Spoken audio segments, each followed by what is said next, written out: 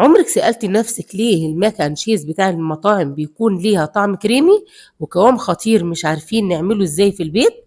النهارده هاكشف لِك السر الخطير دوّة لصوص الجبنة الرهيب، مش بس كده، أنا هاخلّيكِ تعملي أحسن mac and cheese ممكن تدوقيه في حياتِك، أحسن من أغلى المطاعم بكتير، بأسرار تخلّيها غرقانة في صوص الجبنة كده لحد آخر معلقة هتاكليها. بس ما تنسوش الاشتراك في القناة وتفعلوا زر الجرس وتكتبوا لنا تعليق جميل كده زيكم وتعملوا شير كتير عشان الكل يستفيد. لو بتحبي الجبنة السايحة يبقى الفيديو ده ليكِ. جبنة حلة وفيها مَيّة بتغلي بالطريقة دي، هانزل بمعلقة صغيرة ملح وهانزل كده بمعلقة زيت ونقلب كده بالطريقة دي.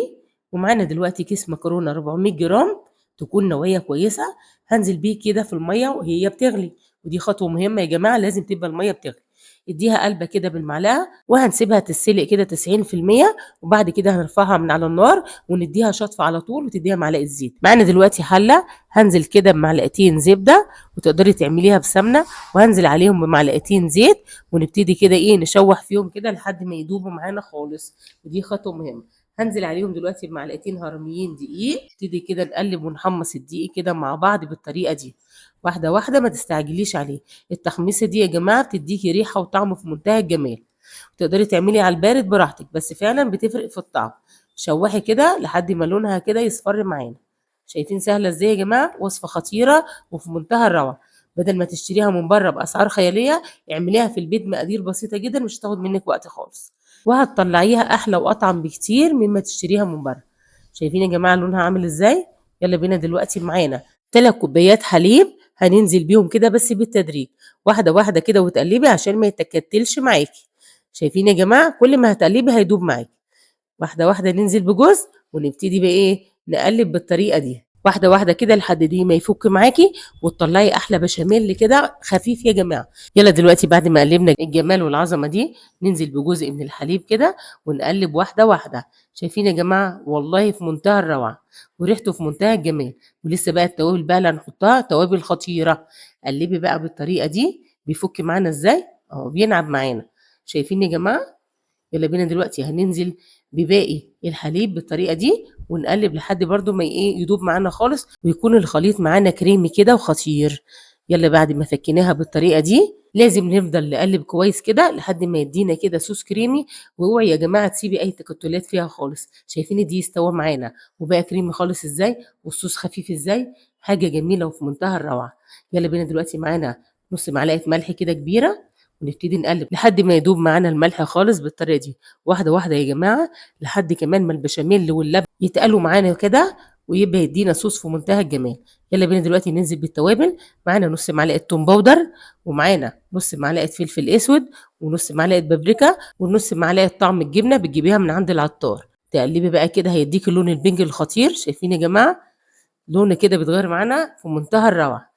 التوابل دي خطيرة يا جماعة وأفخم المحلات بتعملها بنفس الطريقة، أنا جبت لكم السر من أفخم المحلات.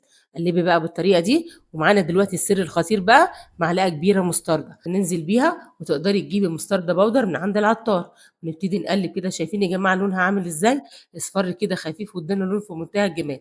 يالّا بينا بقى الجبنة الخطيرة دي بتجيبيها كده من السوبر ماركت، ودي جبنة شيدر مستوردة، بتجيبيها كده وتنزلي بيها. ده الطعم والسر اللي بيقدموه في أفخم المحلات. انزلي بقى كده بكوباية كده مليانة وتبدئي كده تقلبي بالطريقة دي. شايفين يا جماعة بيدوب معانا في منتهى الجمال. إحنا هنحط سر كمان عشان يدينا المطة الحلوة. قلبي بقى بالطريقة دي. شايفين بيدوب معانا إزاي؟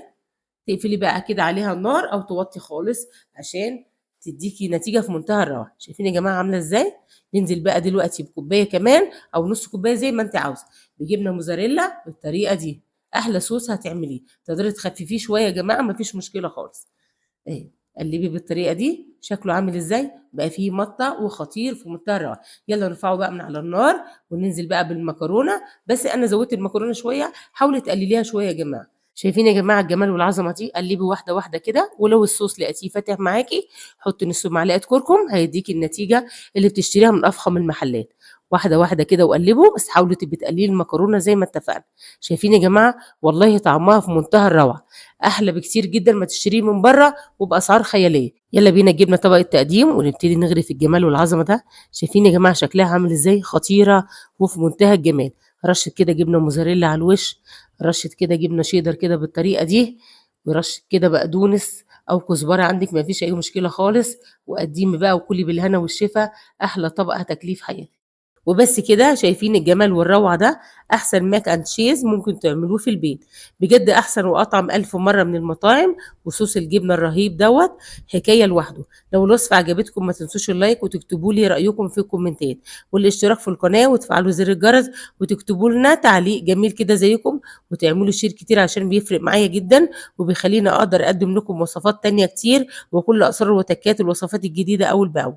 وتكتبوا لي في الكومنتات عايزين الوصفة الجاية تكون إيه، وبالهنا والشفا، واشوفكم في فيديو جديد، سلام عليكم.